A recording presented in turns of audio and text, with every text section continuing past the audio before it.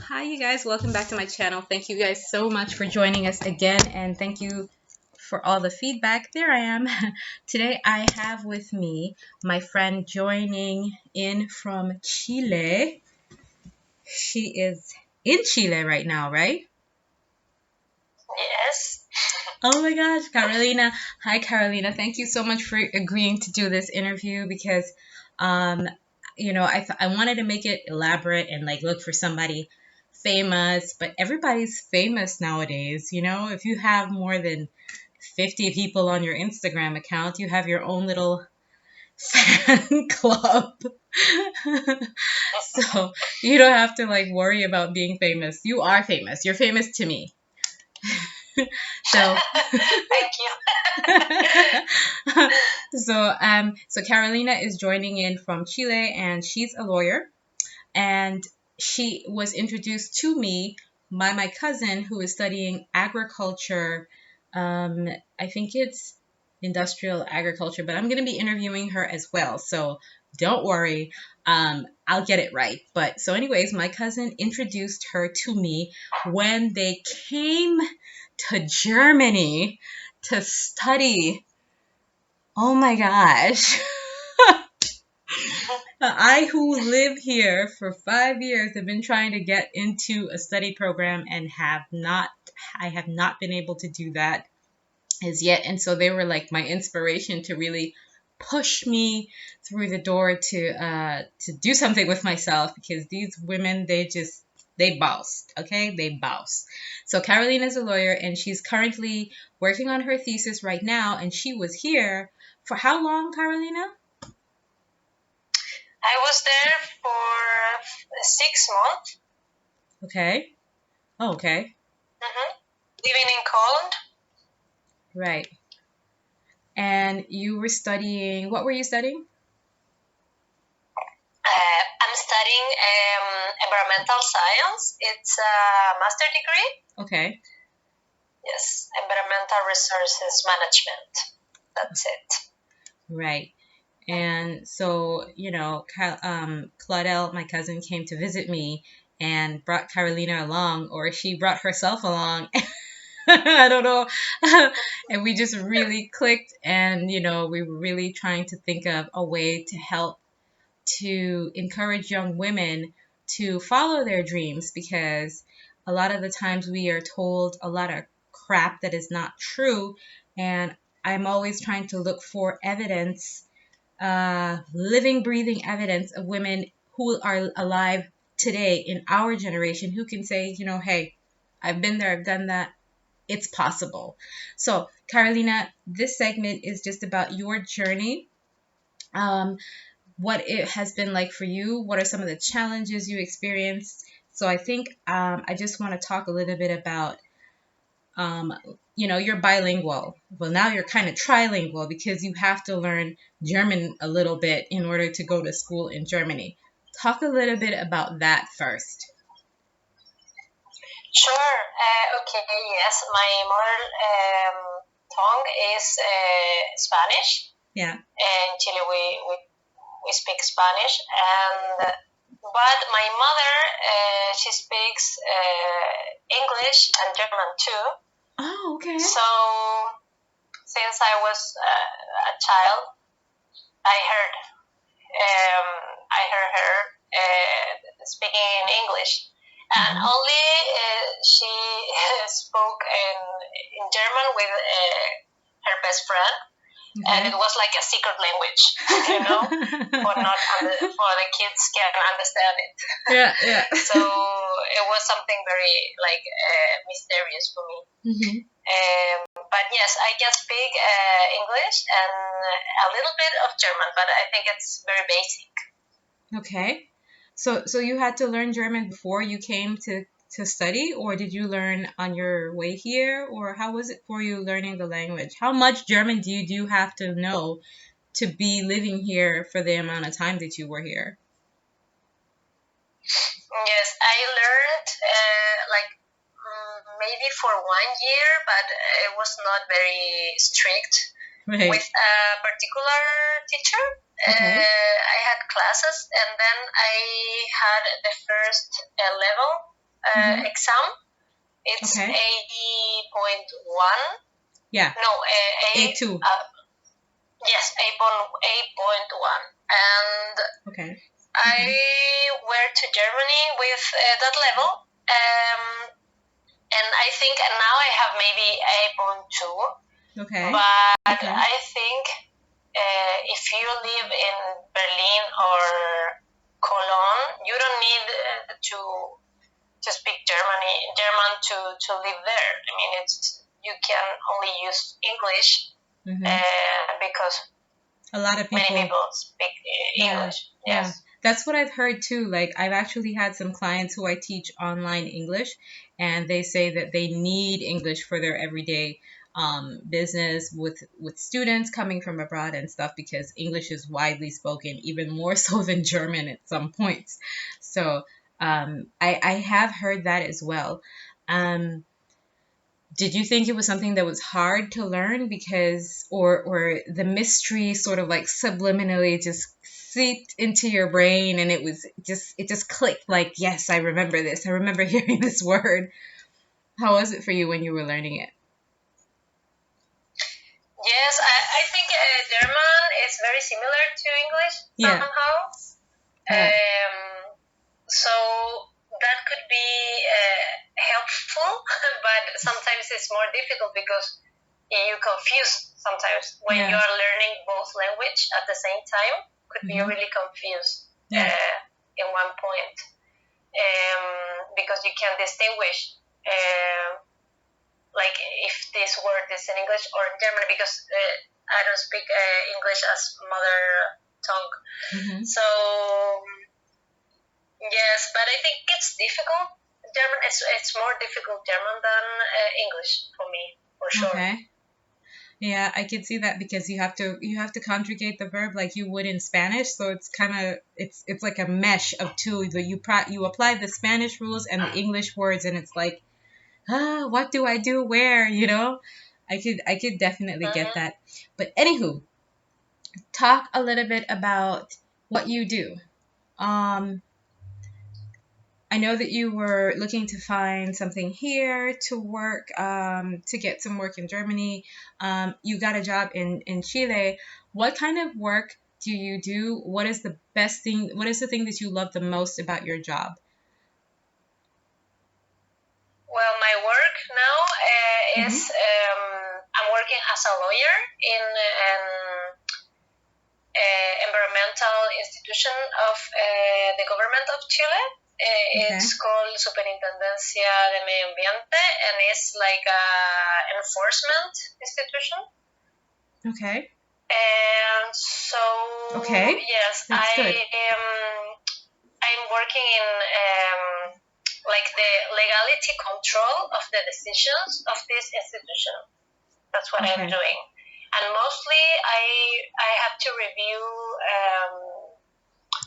cases with sanctions, monetary sanctions. Okay. Yes, that's what I'm doing mostly. That sounds really awesome. So, so you do a lot of check and balancing in the world of environment. That is super, super cool.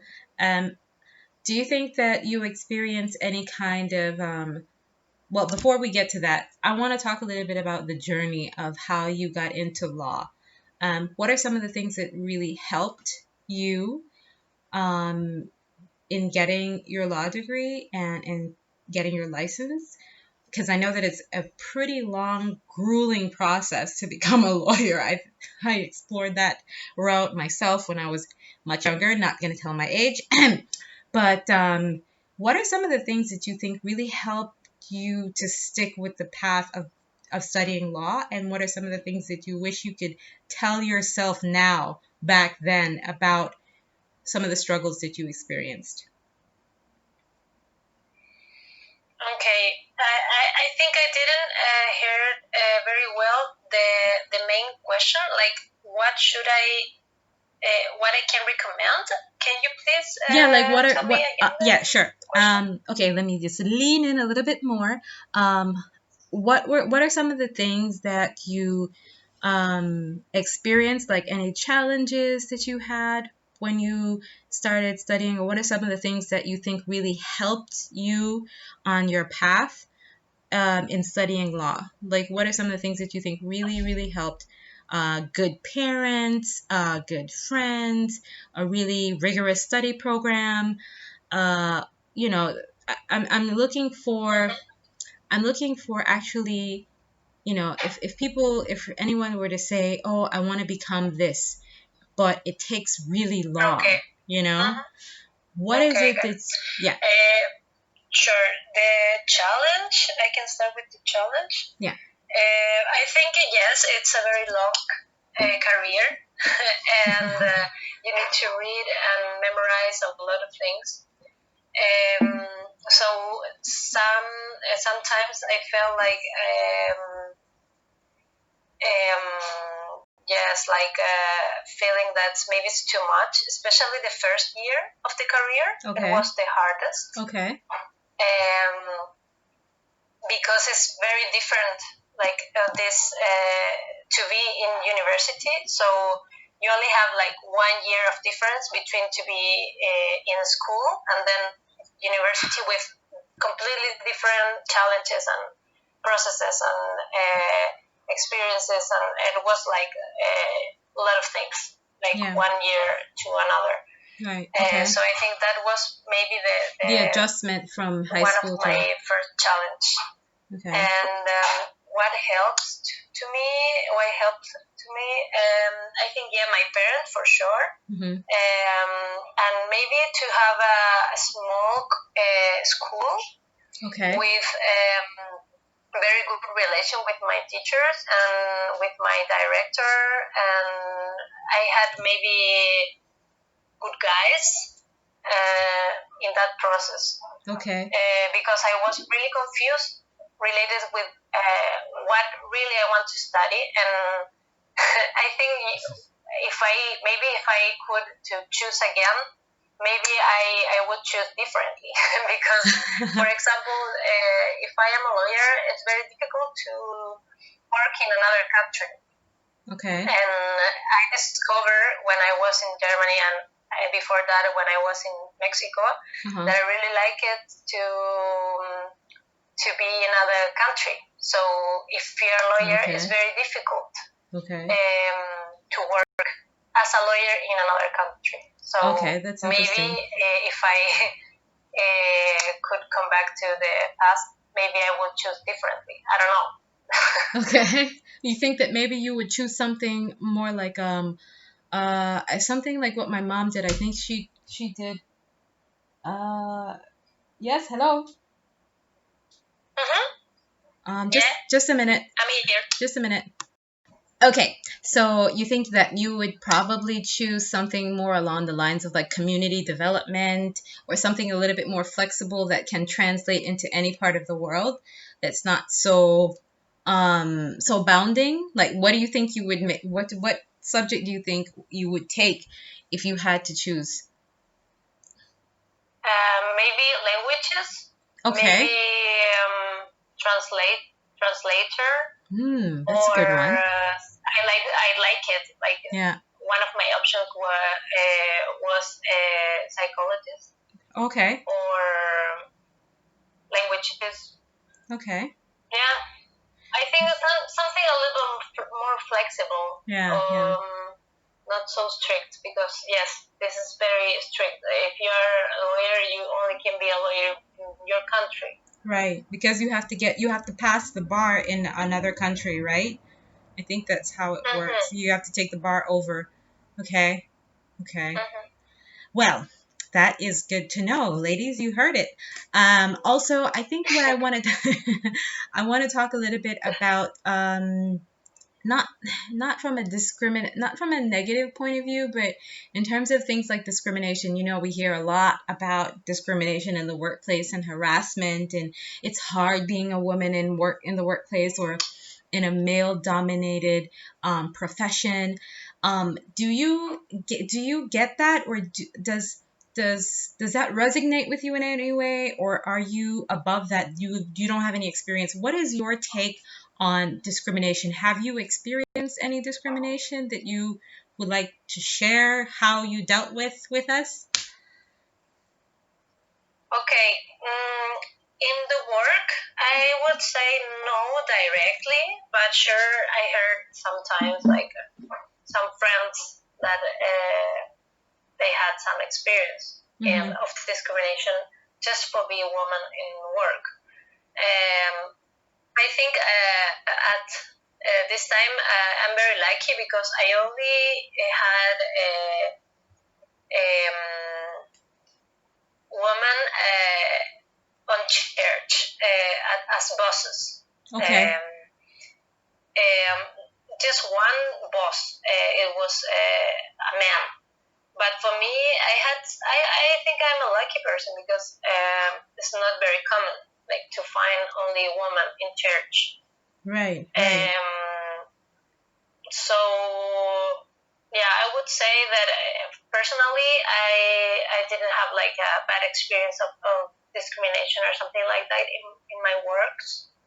Okay. But I heard for sure more than one bad experience of close friends, for example. Okay. Especially at the moment when you are trying to get better pay. Right. That's very common.